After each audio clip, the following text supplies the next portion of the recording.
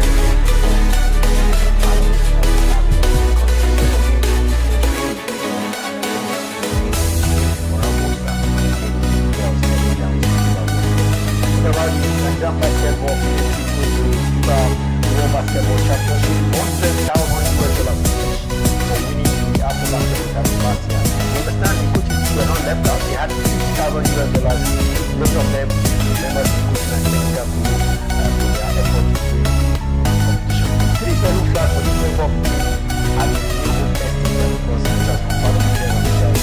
National order of Nigeria. So when they go back, let's say the fact for the basketball, national basketball side of Nigeria. I'm sure most of these guys, all of them, will be very happy.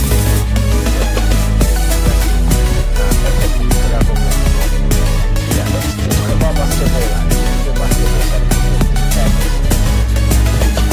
Firstly, the latest release of the FIBA ranking and it's still a team that top position. We had last time around. We thought that we get between a couple of matches, the release of this ranking that we will slide down. Ranking is still about 700.3 points according to FIBA. The African continent, top 10. They are the highest in Africa and in the top 10 in the world. They are top 10 in the world.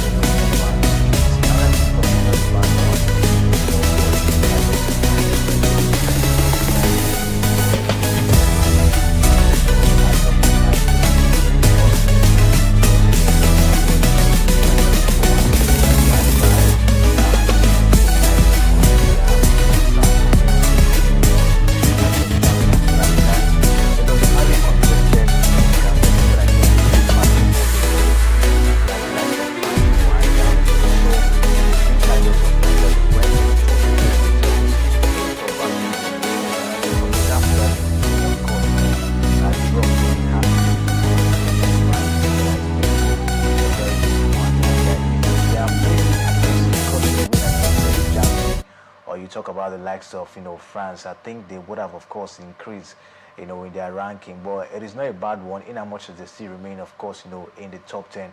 We'll look forward to see what comes up in the FIBA World Cup. I think what the girls need now is how to maintain their energy of course in the game, because what we saw when the qualifiers was that they always find it difficult to hold their own in terms of putting up the energy when it gets to the last quarter. That was the same thing we saw against France. And the same thing as well we saw against Germany. The last quarter has always been something that they always find it difficult to cope, especially when it has to do with energy with the game. And one thing we're looking at for at this point is for Rena Wakama to see how to make the finishing better when it has to do with these big teams like Germany. You talk about USA.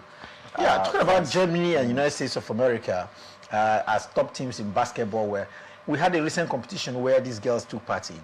And there was France in that list, beaten by France, beaten by Germany. They managed to beat Colombia, Philippines as well. But if you look at the results, the digits weren't frightening. There wasn't much of a difference between these top teams and the Tigers of Nigeria. It has always been like that, and that's why I said that they really have to step up, in terms of challenging these top basketball nations like Germany, France, and the United States of America. You talk about Belgium, and the rest of them. That is we've always seen them struggle against these top basketball nations. And for me, if you want to be the best, you have to beat the best. They have to beat the best, as it stands. That was what we saw in the Olympic Games, where they went all the way to the quarterfinals. It was a very top basketball nation as well that also took them out of the competition. So I think Rena Wakama have to find that finishing, strategy to win. That's the thing, because we'll see them get along with these other countries, talk about Colombia, Philippines, but when they meet these top countries, these top basketball nations, it becomes difficult for them to get the job done. So for me, I think that is the hurdle they have to, surpass at this point in time. If they can find a strategy of tackling these top basketball nations, I tell you, we'll definitely, of course, see something huge, for the D Tigers of Nigeria. Well, the Tigers of Nigeria, highest ranked basketball team in Africa, and of course, number 8 in the world of teams playing female basketball. That's quite a big one for the girls. So we just hope they can get better They say the best is yet to come. Let's see what happens at the next basketball championship, FIBA basketball championship, where the Tigers have already qualified. They could improve on their 8th place position in the world and, of course, maintain their top place in Africa as well. But talking about top place reminds me of the United States of America. They are first in the world, going by the latest ranking as well. And France moved now to the second, overtaking Australia from the 3rd place position. Kingsley, United States of America, nobody can remove them from that top place position for years now. Yeah, it's going to really be difficult, for anybody, of course, to dethrone them. If you look at it, that's what they prioritize. Basketball is what they do every day. It's just like a lifestyle, of course, to them. Everybody prioritizes basketball in the United States of America. In fact, it is the most popular sport in the United States of America. So it will be difficult for any country to dethrone them, the country that cherishes basketball, that much. So it really be difficult, for them to be dethroned, from that particular position. Both the male and the female team, they are top, as we speak, as it stands. So it's really shown much progress, much consistency, and the brilliance of all the players, in the team. So it's really going to be difficult for we to see United States of America, of course, being dethroned. But anything can happen. If we see the likes of maybe Belgium, maybe France and Germany step up, they're also top basketball nations as well. They can also put up that fight to see if they can take up that number one spot from the United States of America, but it's not really going to come easy at all. In the second place for basketball in the female category in the world right now is France. France just came from the top place position and pushed Australia now to the top place position. We have China and Belgium completing the top 5 in the latest ranking. They are China, Belgium coming up strong, if you ask me. Yeah, Belgium, we've seen them step up in terms of their performance, when it has to do with basketball. We've seen them, put up some level of improvements. And I think for me, their level of consistency of recent has just really taken them now to the top 5. Another surprising side, just like you mentioned, is China, coming up, very, very top when it has to do with basketball. Before, China, they were not that strong or top when it has to do with basketball, but gradually we're seeing them gathering that momentum, and for me, it's really a huge one at this point in time. That's to tell you how competitive, of course, female basketball in the world, is actually going at this point in time. Countries that you don't even expect tend to put up that high level of performance or when you don't even expect as well. So for me, it's a good one for the likes of China, seeing them in top 4, as well as Belgium in this one. Well, let's hope that all will be well for some of the teams that are coming up. But for the top 5, I think they deserve their position going by their latest form. A Sports Extraordinary Weekend edition here on Atlantic Television Network, and I can tell you it is only getting better because we have quite a lot to talk about this weekend. The captain of the Moroccan national team says he doesn't want the 2025 African Cup of Nations title. He believes Senegal won and not Morocco. A lot to come on the program this weekend. Beyond that as well, Iran in war with the United States of America and Israel on one side is saying that they will not boycott the FIFA World Cup coming up in just about a few days from now, but they will boycott the United States of America. Quite a pregnant statement, if you ask me. We look at what FIFA is thinking about, all of the 48 teams going to the FIFA World Cup. But first, let's look at latest on boxing. And Kingsley, Tyson Fury has confirmed that a showdown with Anthony Joshua remains his priority fight after his comeback against Alzenberg Mahmudov only last month. Next month, sorry. It's a fight everyone has been anticipating, all right? We've been anticipating this fight for a very long time now, for so many years. And I don't know what it's going to be of this one that Fury is saying he wants to, fight Joshua at this point. I don't know how that's going to look like. But I think it's still about that. If it's going to come to reality, so many persons will want to, of course, watch out for that one because the anticipation has been there, for a long time. And for me, I think it's still a fight that will still, draw crowd, at the end of the day, and not just the crowd. You talk about the money, of course, that will be involved. This is a fight that will really, really accrue a lot of money, for both boxers. Fury just came back from retirement, and of course, is looking forward to fight the likes of Mahmudov. And don't forget, he's been training, and of course, he's been training alone. He said he doesn't want to be trained by anybody ahead of Mahmudov. So In terms of preparation, I think he's preparing himself, very well. But talking about the fight against Anthony Joshua, we just have to keep our fingers crossed. Joshua is still recovering, from the accidents and then the loss of his friends, as he stands. So a whole lot around Anthony Joshua at this time. I don't think that is even what he might be looking at, talking about fighting Tyson Fury. The man is just looking forward to recover very well. He has gone back to training and looking forward to see how to get back to the ring. But talking about fighting Fury maybe this year, I don't think that might be in Joshua's plan. But anything could happen.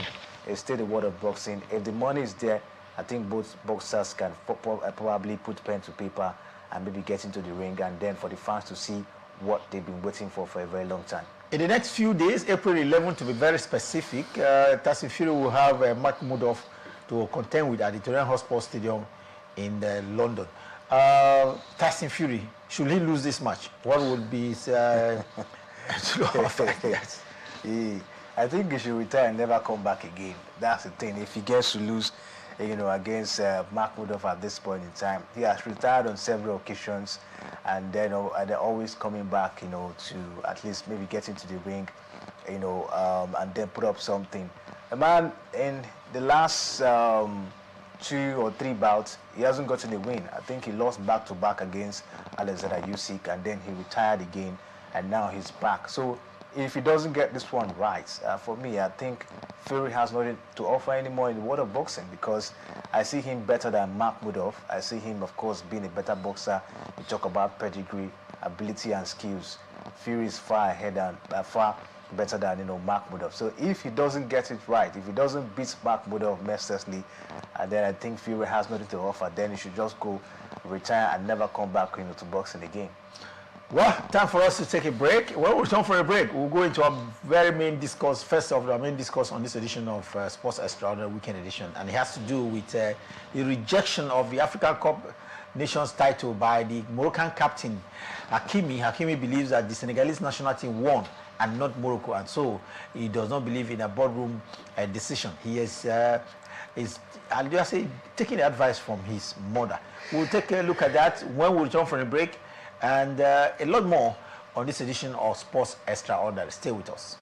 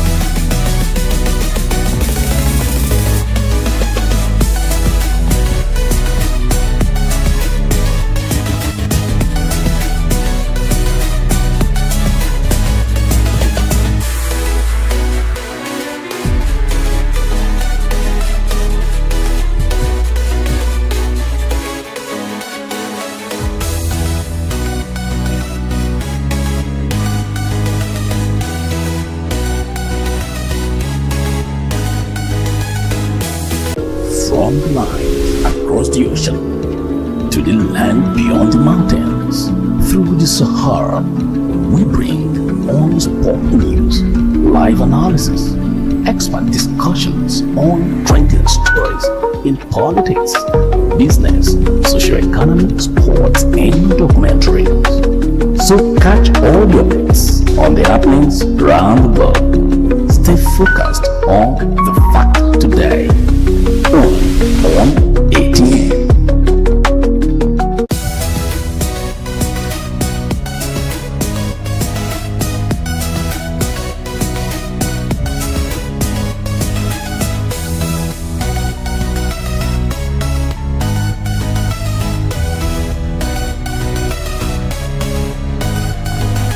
Welcome back. It's Sports Extraordinary Weekend Edition here on Atlantic Television Network. Kingsley Emmanuel is here, and together we'll bring you up to speed with the latest happening around the world of sports in the last week, and of course a projection into the week ahead and months if possible as well.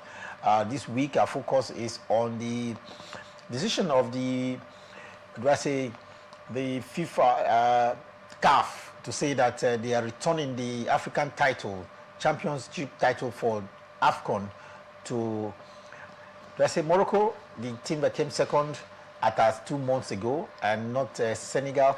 That will be a major discussion, but this season, it looks like it is a season of boardroom decision.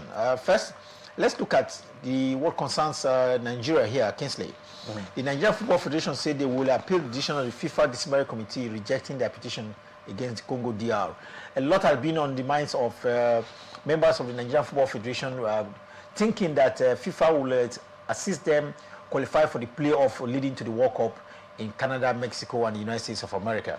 But FIFA only came out a few days ago to say Nigeria do not have any case. And it looks to me like FIFA has a ground for coming up with such a decision. First, Nigeria didn't file any petition at us when petition was supposed to be filed.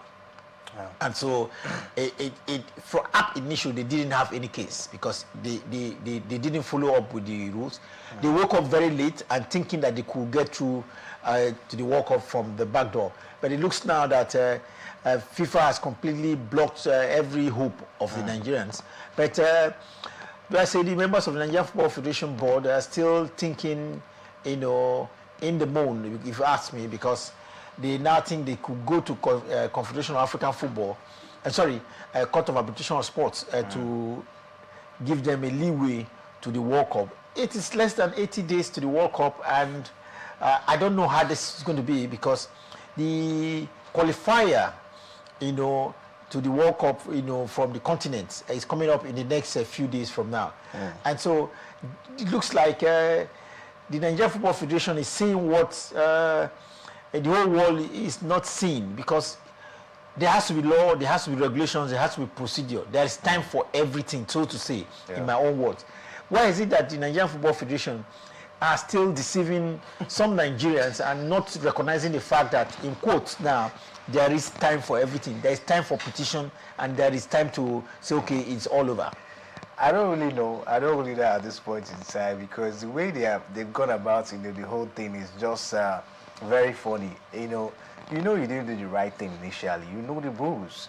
If you find any faults, maybe in a particular game, of course, you've played, it is expected that you put up a report 2 hours after the game, and then put up a written report 24 hours after the game. That's the procedure. And the NFF did not do that. It was after 2 weeks they came back and wrote a petition that DR Congo feeded in ineligible players, in that particular encounter. And FIFA has come out to tell you, you don't have a case because you didn't do what you're supposed to do at the right time. And then you still want to muzzle up yourself to say you want to go to Court of Arbitration for sports. What's the need? You did not qualify, you did not qualify. Why don't come back, reserve that energy, look out for strategy of equipping the team to prepare for the next World Cup qualifiers, so that you can possibly have a good team that will get the job done. For me, I think it's actually waste of efforts, waste of energy and time. Money as well. And money. For them to start saying, they want to go to Court of Arbitration for sports, to actually fight for what they wouldn't even, get, at the end of the day. Before I said, you didn't do the right thing. So I don't know what's really, just like you mentioned, I don't know what they are saying that the rest of the world are not saying at this point in time. Maybe they are seeing a breakthrough, that maybe if we fight this, we might possibly get it. Well, that's not possible with this World Cup. But talking about this Nigerian Football Federation, this is not the first World Cup Nigeria will not be attending under their leadership. Yeah. This is the second World Cup that will not be attending under their leadership. And it looks like Nigerians seem to forget the fact that it's going to the World Cup should be a priority for this administration. True. They are coming back again to deceive Nigerians, in my own words. Don't you think we should rather, they should rather be packing their bags and not, give Nigerians hope that definitely will fall flat on their face? Honestly, I think that's of course should be it. Sometimes when it happens like this, you see presidents of some football federation resign, looking at the fact that they cannot, of course, give the people what they want.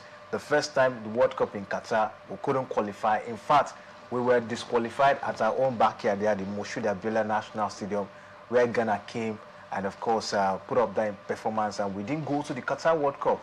And now this is another time we have to, of course, go to the World Cup. This is happening. If maybe you find out that, okay, there was something wrong, why didn't you do the needful immediately so that maybe there could be a chance? But you came late and you're still trying to say you're right, at every point in time. So for me, I think Ibrahim Musa Gusau and his board, they really, really failed Nigeria, when it has to do with football. How can we not participate at the World Cup back to back? It's really, of course, an embarrassing one. Top football nation like Nigeria in Africa, we cannot, of course, make the World Cup sport. It's really, of course, a very disappointing one at this point in time. I don't really know how it's going to look like, but I think Ibrahim Musa Gusau and his board, they've not really done well. In the space of about more than 4 years, they've been there. We've not seen any sign of improvement when it has to do with football. You always see them talking about, changing coaches, even owing some of the coaches, and not doing the things they are supposed to do to make sure that, we attain the heights that we ought to attain, at the end of the day. It's really, really a disappointing one. I think for me, Shehu Diko has not, I beg your pardon, Ibrahim Musa Gusau has not really done well. And for me, just like you mentioned, it's just that, his position is by election and not by appointment. If not, I believe some Nigerians will be clamoring for him to leave that position, because we've not seen, what he has actually done. He has been there for so many years. Yes, we've got into the AFCON final under his leadership. We couldn't win that one. The last one was in Morocco, of course, where we were beaten. I think that was in the semi-final by Morocco, at the end of the day. So what's happening? As a football federation president, you should do everything to make sure that at every tournament, you at least come back with something huge. But Gusau has just been there, nothing much at this point in time. This is the second time under his leadership that Nigeria will not be playing at the World Cup. It's really, of course, not a good one. Nigeria stands to lose a lot, when it has to do with not participating at the World Cup. You talk about the FIFA grants, that comes with you participating at the World Cup. What about businesses? What about people who want to travel maybe to these countries where the World Cup will be hosted? What about people that want to do roadside business, viewing centers? People make money looking at the fact that the Super Eagles of Nigeria are playing at the World Cup. But all of this opportunity would just go just like that. The World Cup also affects the economy. When the Super Eagles of Nigeria are also playing, things move and people, of course, anticipate what will come. But at this point in time, it's really, really disappointing that for the second time, Super Eagles of Nigeria will not be playing at the World Cup. And I think for me, Gusau should watch his back at this point. Nigeria didn't go to the Qatar World Cup, and then, of course, they will be going to Canada, Mexico, and the United States of America. If you ask me, this is the time Gusau and his executives should focus on how to qualify for the next World Cup. But it looks like they are wasting valuable time they should have used in beginning preparations for the next World Cup to try to see how they can scoop water from the basket that is already empty, leading to the United States of America, Canada, and Mexico for the next World Cup, which is just in a few days a time. Shouldn't Gusau and his executive concentrate now on how to prepare for the next World Cup? We have story of no contract yet for the Super Eagles head coach, and there are a lot of plans that should be put in place leading to the next World Cup. Preparations in terms of quality friendlies, getting in place top quality technical and backup staff for the player, and of course ensuring that players are followed up in each of the positions, bearing injuries that could happen in the course of the preparation. Top quality friendlies. We are not listed. Yes, we are not going to the World Cup. Yes, but Iran, Jordan has been listed as one of the. But then, shouldn't the NFF and its executive concentrate, on preparing for the next World Cup and not talking about this one that is already gone for them? I think that should be the step at this point in time for them to concentrate and see how we can qualify for the World. You ask yourself, what after we didn't qualify for the World Cup, for the Qatar World Cup, what was our plans? What were the plans that for we to qualify for the next World Cup? I don't think there was any plan done by Gusso and his board. Prior to the World Cup qualifiers, they brought in Finidi George after Pesiro left to come and manage the team and help them qualify. Finidi came and had terrible results. They brought in, was it the man, of course, I think in the NFF board, what's his name again, trying to recall his name. He came as well. We didn't have a very good performance. It was until we have the man, Eric Chell. That was when we saw stability. So you could see that even the way they managed the last World Cup qualifiers, you will see they were gambling. Oh, which coach is going to help us? Is it Finidi? Is it Guavon? Is it who? They were gambling. And at the end of the day, those poor results actually affected the chances of Super Eagles of Nigeria qualifying. And some persons now saying if it was Richel, maybe would have qualified, because we saw what he did in the games. Of course, he tried to manage about 4 or 5 games. Of course, we saw him, try to manage for the Super Eagles of Nigeria. So this is another opportunity now. We've missed out from the World Cup. What should be the strategy? Richel is there. He's talking about being paid $130,000. And NFF has not said anything about that. He has listed so many things that will make his job comfortable. And of course, being able to put up a very impressive performance. We've not heard anything from the Nigerian Football Federation. And at the end of the day, when his contract elapsed, you see the NFF maybe saying we can't pay you this and start looking out for another coach. A new coach comes in and bring up a new philosophy, and the players now trying to see how to adapt entirely, and the struggle comes in again. So we need to have a strategy. We need to have a plan to make sure that, okay, the next World Cup qualifiers is coming. What do we do? Who is going to lead us? Eric Chell. Let's sit on the round table. Let's sign the contract. Let's have a plan on how to make things work. Not always putting up, always gambling, of course, with things. That's what the NFF, of course, has been doing. So for me, at this point in time, this energy they are using to fight, FIFA, trying to say they want to go to Court of Arbitration Sports, to do this and that, I think it is best they bring back that energy, sit down and see how to strategize for the next World Cup, because it's really, really going to be embarrassing if Nigeria also missed out in the next World Cup. Wow. Let's hope the Nigerian Football Federation know what to do, because Nigerians are tired of not being part of the World Cup after the 1994 debut at the FIFA World Cup. Now, like I said earlier, it looks like a season of protest and petitions, and of course, decision taken at the boardroom.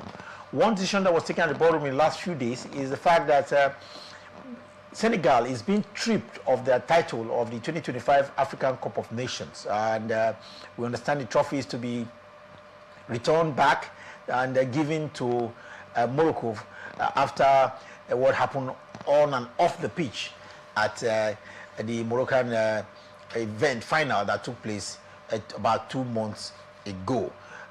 In the course of the week, a lot has happened, a lot of opinion, expert has been spoken to, and it looks like the Confederation of African Football Appeals Committee misapplied Article 82, Article 83, and Article 84, which spoke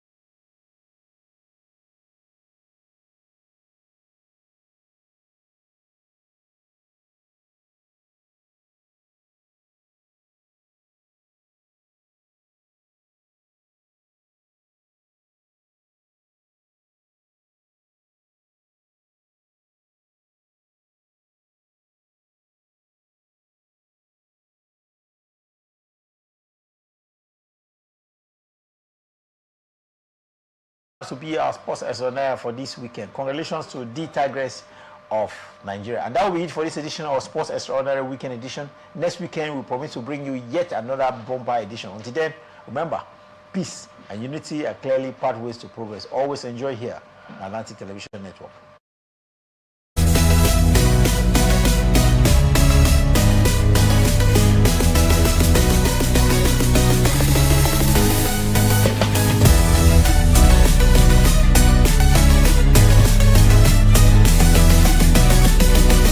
From the line across the ocean to the land. Yeah, hello? Hello? Hello, you can hear me, hello? V-Sticks. Call Agbaja. Talk to, hello? I know you can hear me, talk to me, hello? Hello, talk now. Call Agbaja. Say the matter, you don't talk kasala. Abi you go cover shola. As roadblock don't block Asha now. Now the matter we dey solve, but he no gree solve. Ask am wetin dey solve. He no fit talk. One them disability, oh, where you dey give me, so they make you feel.